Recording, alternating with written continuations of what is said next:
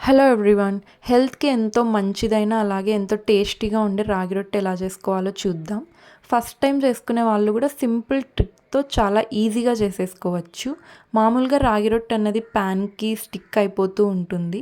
అలా స్టిక్ అవ్వకుండా ఈజీగా చేసేసుకునేలాగా ఒక సింపుల్ ట్రిక్‌తో నేను చెప్తాను.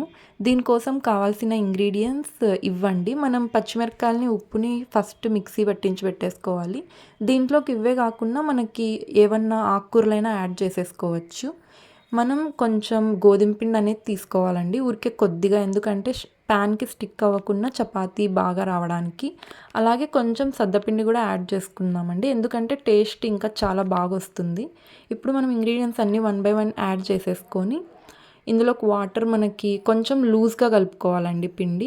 ఇలా వన్స్ కలుపుకున్నాక మనం ప్యాన్‌కి ఆయిల్ గ్రీస్ చేసేసుకొని, ఇదైతే నేను కొంచెం లావుగా తట్టుకున్నాను, ఎందుకంటే మెత్తగా ఉండాలని.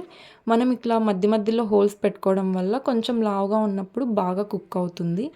ఇప్పుడు మనం చూడండి ఎంత ఈజీగా లేస్తుందో చపాతీ. గోధుమ పిండి వేయడం వల్ల అది చపాతీ అనేది ప్యాన్‌కి అతుక్కోదు. ఇది నేను కొంచెం పల్చగా తట్టుకున్నానండి, ఎందుకంటే కొంచెం క్రిస్పీగా ఉండడానికి. దీనికి మనం హోల్స్ పెట్టుకోవాల్సిన అవసరం ఉండదు. ఇలా అండి, సింపుల్ ట్రిక్‌తో మనం ఎంతో ఈజీగా ఇది చేసేసుకోవచ్చు. దీన్ని వీక్లీ వన్స్ డైట్‌లోకి యాడ్ చేసుకోవడం వల్ల హెల్త్‌కి చాలా